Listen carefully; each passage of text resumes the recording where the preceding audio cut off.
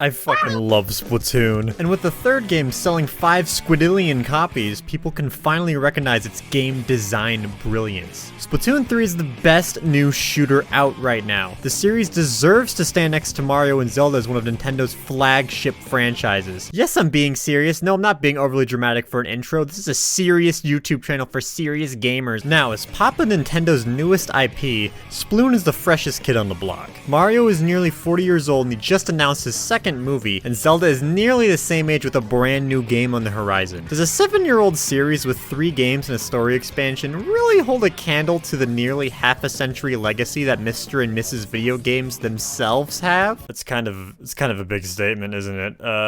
Depth-filled gameplay and design that's easy to learn but hard to master, and it supports several different playstyles. A bucket load of content at launch ranging from game modes, unlockables, cosmetics, and progression systems, all to support player expression and creativity. A banging soundtrack that jumps into different genres where each song is performed by different in-game, in-universe characters, providing both boppin' tunes and sweet lore. Quirky writing. That's it. It's got quirky writing. A story structure that combines aspects of previous games in the series as well as trying out new ideas, and a game world that grows, changes, and adapts to the player community's wants and needs, while also supporting said player community to be at their most creative and have the most fun possible? Please shut the door! All the while, Nintendo was flooding every single aspect of the game with maximum passion and attention to detail as possible? What part of Splatoon 3 is a masterpiece did you not understand? The title isn't just there for clickbait, this game splats, dude.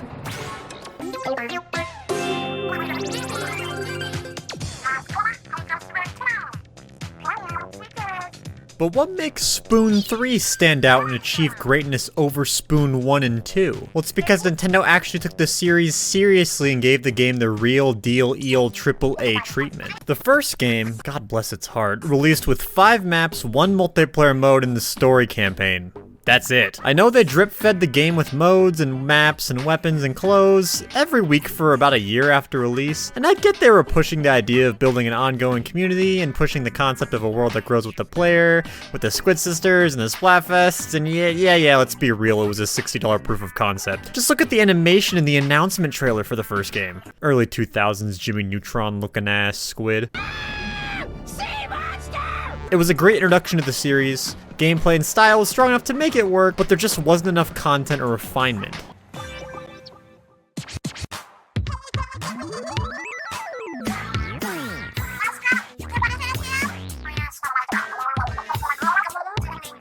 So then Splatoon 2 gets announced a year and a half after the first game was released. Everyone is confused if it's a port or a sequel, people think it's a rehash and too soon for a new game, etc, etc. But hey, the last Splatfest for the first game determined the story for the second game.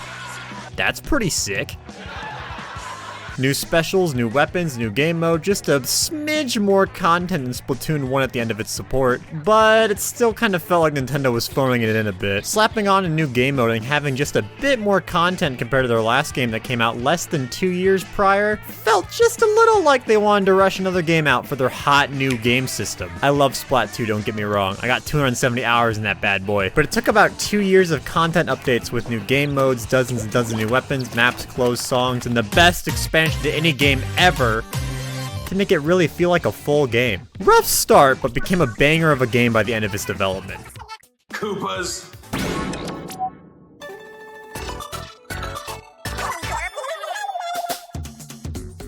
Oh my god, Nintendo went hard on Splatoon 3. The game as a whole is a combination of the elements of the first game and the second game, with about 2 gallons of polish and quality of life improvements dumped all over it, of course. There's 4 fleshed out and distinctively different game modes, each with its own unique progression system, as well as systems that tie into the game's overall progression. Player expression and customization used to be just choosing out your clothes and posting a meme drawing onto Not Meverse, but now it's evolved into choosing your clothes, splat tags, splat title, splat badges, Salmon Run colors, and of course decking out your own locker so you can show the funny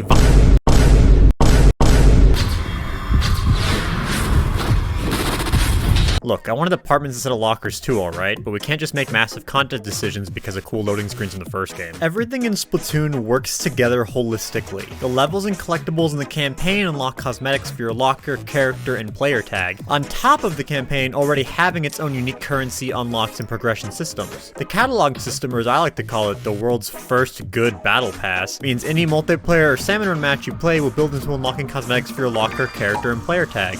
Again, on top of the multiplayer and Salmon Run having its own unique challenges, currencies, unlocks as well, just like the campaign. Between the 4 main modes, there are 9 different currencies and 8 different progression systems, and there's not a single microtransaction or in-game buy. The game has loot boxes, a gacha machine, a battle pass, a event currency, and a raid boss. Everything needed to turn it into a microtransaction predatory hellscape, but instead they actually designed the game around these systems purely to, you know, have fun and play the game.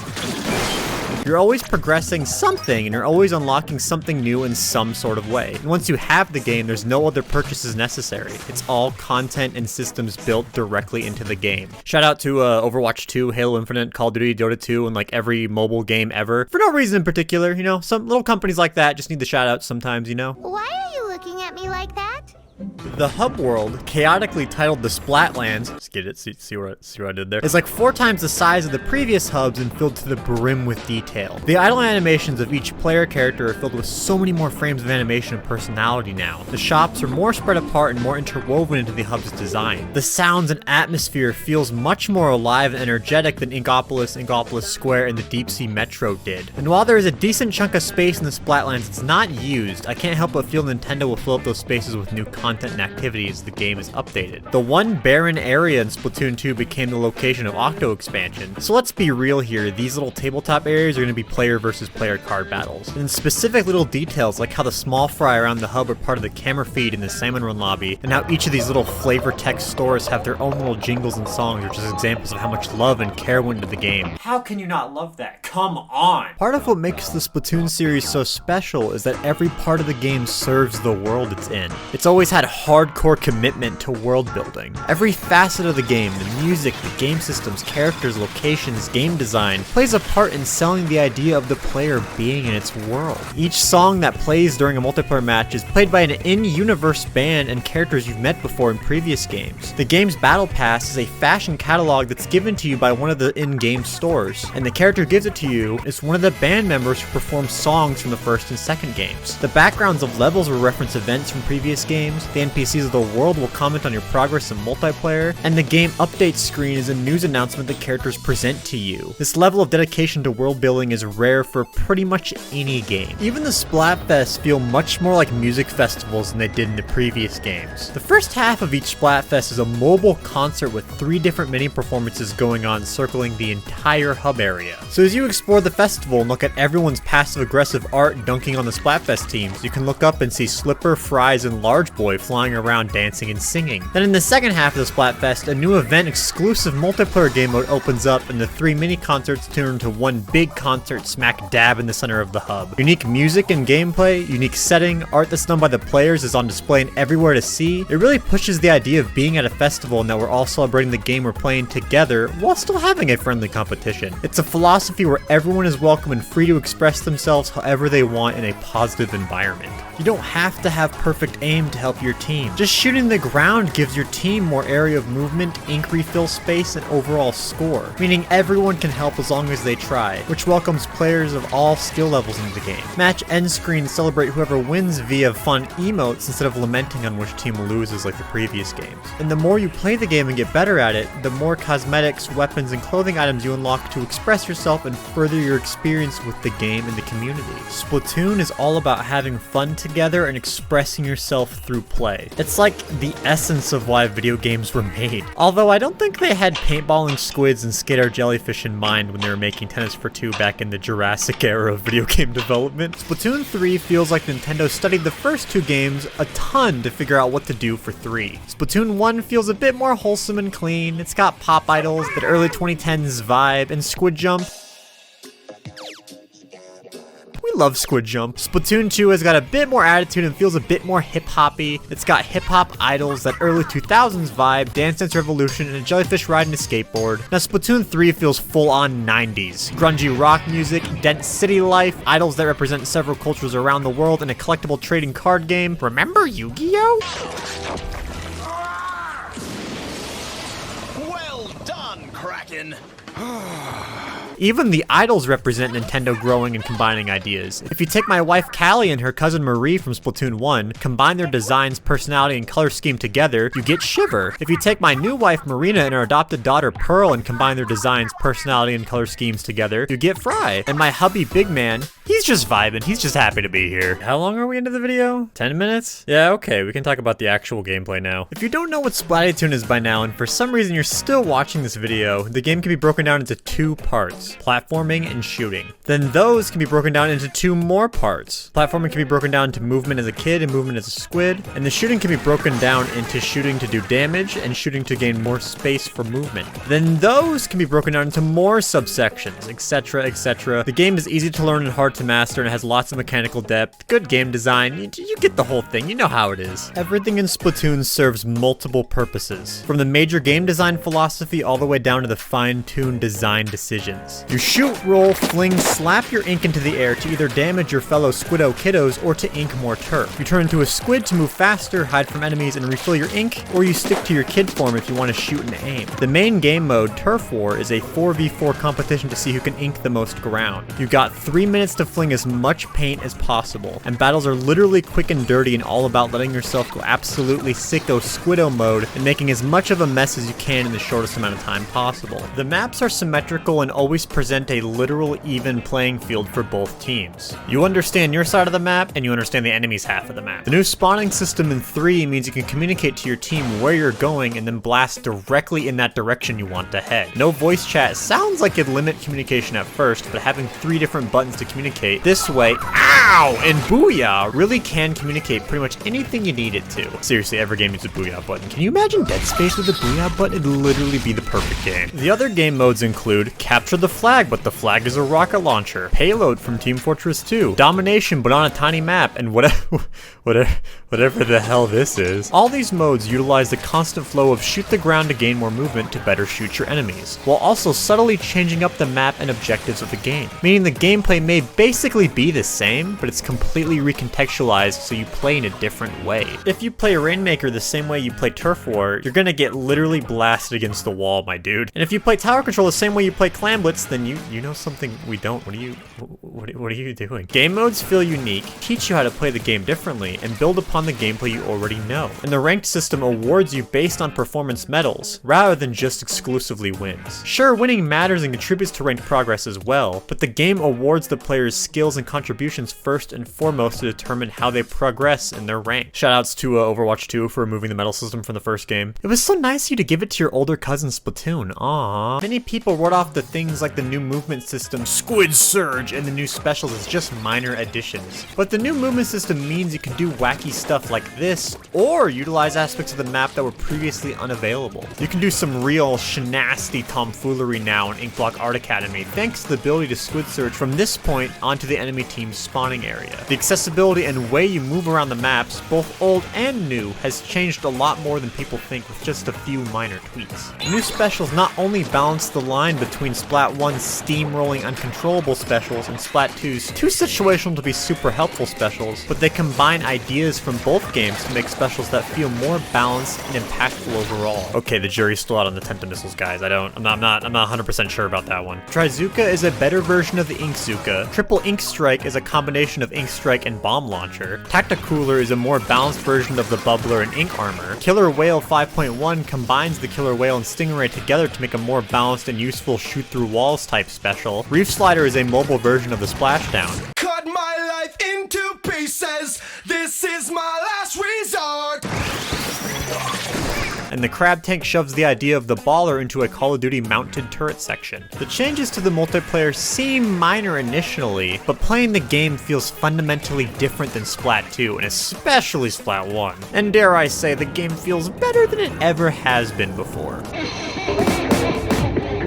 Salmon Run, just like the multiplayer, has minor quality of life changes to it that goes a much longer way than people think. The ability to shoot eggs into the basket adds an emphasis on meeting the quota as fast as possible, while also working together as a team to get the eggs where they need to go. Not to mention now there's some clutch moments of being completely swarmed by Salmon and slamming the final egg into the basket to secure the win. The inclusion of the new boss salmonids and new events is fun, and they work well with the other bosses and with the new egg throwing mechanic. But the biggest change to Sam Sprint is the inclusion of Koho-Zuna. A special 4th round will happen when you fill up your large fish meter or when a teammate has the meter filled and you get to fight a giant raid boss. The golden eggs become cannonballs to launch at Koizuni while he Mario ground pounds and flops around the map. Doing damage to him or defeating him awards you with special clams that can be spent in the Salmon Run lobby to get new prizes, customization options, and locker objects. This adds extra incentive to play Salmon Run, as well as pure fear because you never know what random smuck on your team is going to end up summoning the kaiju fish to end your game. Mr. Zuna is stupid freaking hard, man. I have 80 hours in the game and have only beaten him twice. One of those times was during Big Run. Is Salmon Run harder than it was in 2? Am I just bad now? It's harder now, right? Right? Speaking of a large sprint, they didn't have to go as hard as they did in the Big Run event. Similar to how the multiplayer has Splatfests, Big Run is a weekend event where salmonids invade the Inkling mainland, and you play Salmon Run on the multiplayer maps to earn special prizes. The aesthetics of the hub world change, the music of the newscast changes, and the mode itself remixes multiplayer music and the multiplayer aesthetic into the gritty, seedier vibe Salmon Run is known for. Massive Dash follows the same format of Salmon Run, defeat special infected salmonids to get eggs to meet the round quota. So even though Big Run is essentially just Salmon Run but on multiplayer maps, the attention to detail and making sure all aspects of the event ties directly into the world of Splatoon is still very much present and makes the whole limited time event feel like an actual invasion. But yeah, aside from a few new things, honestly Salmon Run is probably where there's the least amount of change in terms of content and depth. New changes added are great and do go a long way, but at the end of the day, it's just a more polished Salmon Run from the second game. Actually, now you can play it whenever you want, instead of having it locked to certain days of the week, so never mind, it's the best addition to the game. Tabletop Turf War, Table Battle Turf. Dead Ops is an arcadey bonus mode for Black Ops. Table Turf Battle is a bonus card game slash turf war slash weirdo Tetris mode. It serves as a little microcosm for how turf war battles work and how to think about them in a new way. You unlock random cards from decks you collect in the campaign and the catalog, then you build your deck and battle various characters from the game and other players' decks to rank up and unlock various rewards for the mode and for player customization. It's fun. I love the art on the cards. It's very smart that a little side game mode recontextualizes the main focus of the game, and that's all I really gotta say on it. The game mode itself is much more fleshed out and has a lot more depth than I thought initially. You collect cards, then you figure out how to synergize your cards together as you build your deck, and adapt and play on the fly to what your opponent does. Playing Dead Turf Arcade helped me realize how important inking specific parts of the map are back when I started playing Turf War again. And guys, if the main strat of the card game is to not ink your base at the start, maybe you don't need to hardcore ink your base at the beginning of every single multiplayer round. While the game mode itself is short, sweet, and a very fun break from the more chaotic, messy, icky, paint-like goop gameplay of the other modes, I kinda wish there was just a smidge more content for it. Every other mode has their own buildings, training areas, unique NPCs, shops, and place in the hub world, but Tableturf is run by the copy-paste NPC in a back alley behind Salmon Run. I know they'll add a lot more content for the mode in the future. Again, it's pretty clear by the empty tables in the multiplayer lobby that there's meant to be more, but it's also pretty clear they didn't put as much time in this mode as the others. But yeah, man, if you just put the Squid Sister cards in your deck and get one of them in your first turn, you will win every single game you play, trust me. And any game mode where you can style on Smelldin is a good game mode by default. Oh yeah, the story mode. Splatoon 3 hands down has the best campaign in the entire series. If Octo expansion didn't exist. The game's campaign is a prime example of how Nintendo has learned from the previous games in the series and expanded their ideas. The first world of the campaign follows the same philosophy and style of the first two games' story mode. Straightforward, linear dive into a literal Octo canyon where you fight DJ Octobrand at the end. Even the music of the first world is a song that uses a lot of sounds, motifs, and patterns the music from the first two campaigns use. And the song almost feels as if it's a parody of the games they made and the stories they told in the past. Kinda like a, you know the drill, it's a Splatoon story mode, here's the quirky, goofy Splatoon song. You know what this is. But then you beat the first world and you get the rug pulled from underneath you when you end up in the game's real story mode. Open exploration, what the fuck? Open exploration, a skill tree, a hub world filled with platforming that leads to a variety of challenges, regular levels, secret lore notes, and music additions to find. Dude, finding recordings to change how the music sounds in each area is such a cool thing, oh my god. The campaign is designed as this weird amalgamation of Splatoon 1, 2, Octo expansion, and Mario Odyssey. From the second you touch down and say hi to my ex-wife Callie, the protagonist from Splatoon 1, and Marie, you're pretty much open to go wherever you want. For example, here's how I played through the campaign.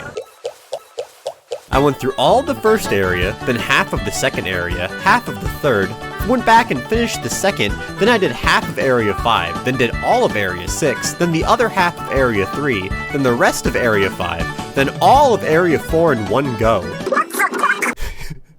Yeah, I bet if you have OCD, you're just loving how I play games. Dude, trust me, you don't even want to know how I played through Elden Ring. But the fact an unorganized crackhead like me can hop between all locations in the game and play so abstractly, and the design of the game not only held up, but thrived in such unintended play, means that's some real tight game design right there. You explore, look for collectibles and levels, and have Little Man eat the fuzzy goop to progress through the different hub areas. Each area has roughly half the terrain blocked by the fuzzy goop that you have to clear using currency, but you can clear it in any way you want. If you want to do weird platforming to get around the goop to access a level that was intended for you to remove the goop to get to, you can do that easy peasy. The Mario Odyssey design philosophy comes in the form of allowing the player to go wherever they want, whenever they want, while also sprinkling in little things to find and collect as you go. The overworld structure is just good, man, what can I say? Nintendo's kinda got this kind of stuff down on lock nowadays. The levels you find sprinkled around the overworld, while they're always creative, do vary in quality and consistency. Including bosses, the finale, and the secret level, there are 74 levels in total. Definitely not lacking in the content department. Levels range from straightforward platforming and shooting to showcasing the special abilities, to puzzle boxes and challenge rooms, to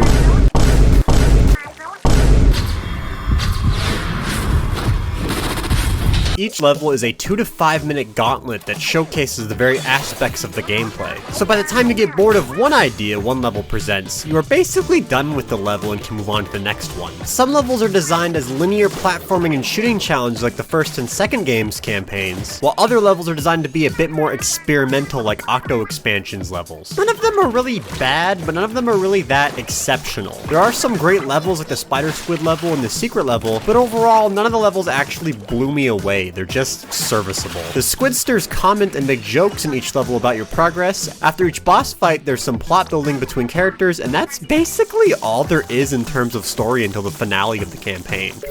Octo expansion focused heavily on the relationship between the characters by having the chat logs with Pearl, Harbor, and Captain Cuttlefish, and having the memcakes be little poems that represent Agent 8's thoughts. But instead of focusing on characters like Octo expansion and having unique and memorable interactions, 3's campaign, while free-form in how you want to explore, is really only about exploration and playing through the game's levels. 3 has collectibles that focus only on the game's lore, and there is very fun and engaging character actions, but they are incredibly few and far between compared to Octo expansion. And I wanted more of Deep Cut, man. They're just so goofy, nutty, wacky, dude. I love them. They give off wild Team Rocket vibes. The story and writing isn't bad by any means, and the lore notes are really good, but the way the characters are written just isn't as engaging and it doesn't really add to the world like it did in Octo expansion. Nintendo took some of the level design and gameplay influences from the expansion, but forgot to bring in the nuance the storytelling had. Like, what was even the point of the Orca computer thing, dude? Literally nothing was done with that. And it's weird that every other aspect of the game feels like an evolution forward for the series, including the overworld design of the campaign. Seriously, it's really good. But the storytelling and individual levels themselves felt more flat than they did in the previous games. I did love the boss fights though. Deep Cut is the Squid equivalent of the Three Stooges, and every time they're on screen I can't help but smile at their shenanigans. Having the game's idols be bandits makes them have much more personality, and making them bosses connects them better with the player when they see them in the newscast at the start screen. Their individual fights are engaging and always have some sort of engaging gimmick to hold the player's attention. I love the derpy looking eels, I love the pedal to the Megalodon, and I love that Big Man is the manta ray fight from Mario Sunshine. Nintendo, dude! Seriously, that's love for your legacy, Nintendo. Good job. That's what we've been waiting for! Alright, now I'm gonna spoil the ending of the story into Octo expansion. I liked the finale. I liked Mr. Grizz as the villain. I liked the final stretch of gameplay. I liked going into outer space and fighting the space bear. I liked Big Fish. I liked the final level on the spaceship. It was the best part of the campaign by a mile. Now watch this, I'm gonna bring it up again. But it felt like a watered down version of the finale of Octo expansion. You spend the whole duration of Octo expansion collecting things for Tartar in order to escape to the Promised Land. Throughout the game, you discuss what life is like in said Promised Land in the boys group chat, while also learning more about who Off the Hook and Captain Cuttlefish is. Systemic racism. At the end, it turns out you've been helping Tartar's plans to sanitize the world, and you've been building a blender the whole time, and now he's gonna use it to kill you? What? You find out he's evil and he's tricked you before the finale. There's build-up and context to why you put the levels you did and how you got to the end of the game. In 3, you interact with Mr. Grizz like once before the finale? The Squinsters never really say anything to expand their personalities. You know I love you, Marie, but all you do is eat hot chip and give out game tips. You collect the things to build into something that helps you get to the rocket. I get that it's all supposed to be nonsense, but why? And then you go to rescue Captain Cuttlefish. You don't learn what Mr. Grizz's plan is and why he's evil until you're literally in his face stopping him. I think Octo expansion's approach of, I tricked you, I'm actually evil and you've been helping me all along, now die, works much better than, haha, I am evil. That's it, now you have to fight me. The setup is all there, but the execution isn't perfect. The A plot of rescuing Cuttlefish and the B plot of Deep Cut being bandits don't really mesh together at all. There are definitely some storytelling parallels and ideas you can explore with a villain who wants to revive his species using capitalistic ideas, and with supporting characters who steal and rob to give back to their own people and society of Splatsville. These are some real old school classic Robin Hood type themes mixed with the idea of preserving versus removing the status quo. That's a really interesting way to structure a narrative. Too bad the game doesn't do it like that at all. The pieces are all there, but they aren't even looked at, let alone used. The motivations for the characters, especially the villain, just isn't clear until the very, very end. I think Octo expansion's linearity and character-focused story is a much stronger one than 3's openness and event-driven story. And I think Octo expansion's themes about the challenges of immigration and self-discovery are much stronger than 3's bare-bones beat the bad guys, save the world narrative.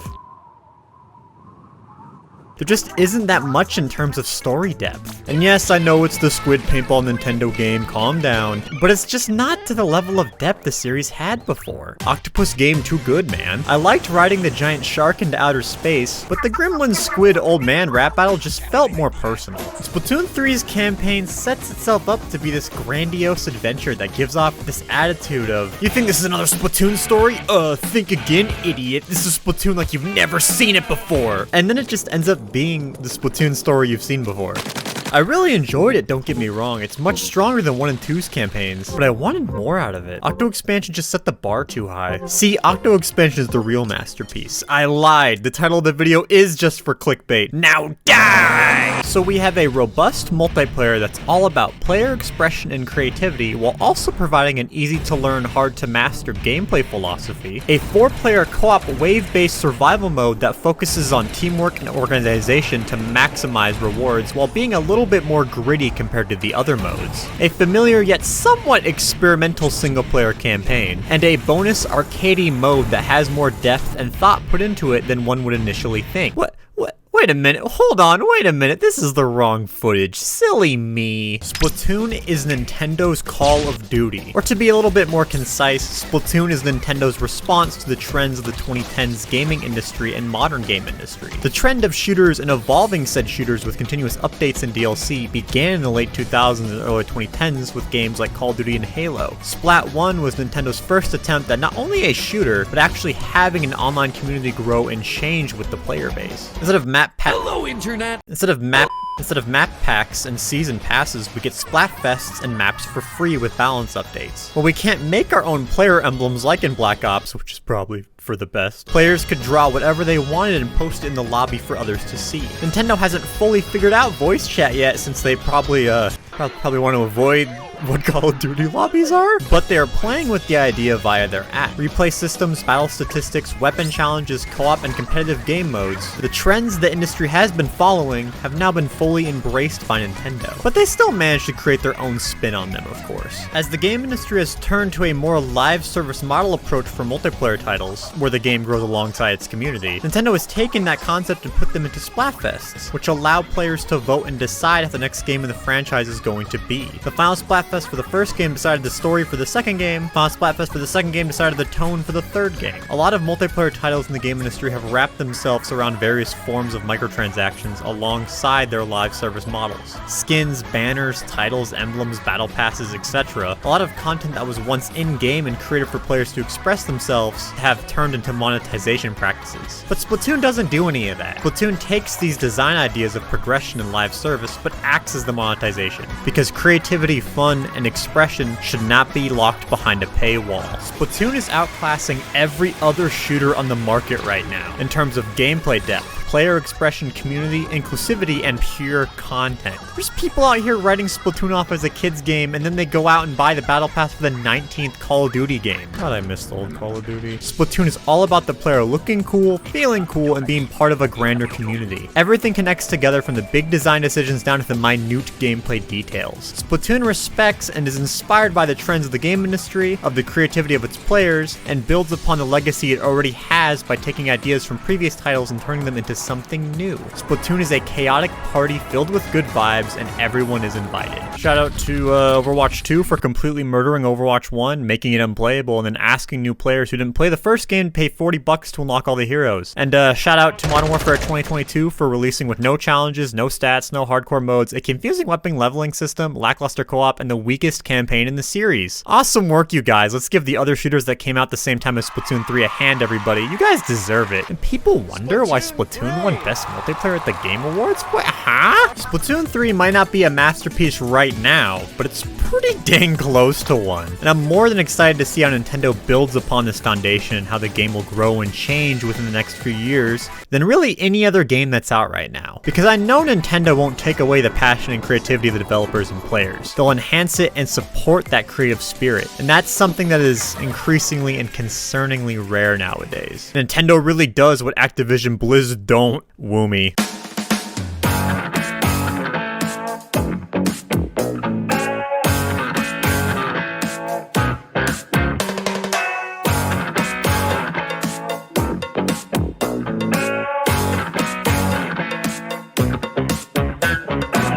Koopas.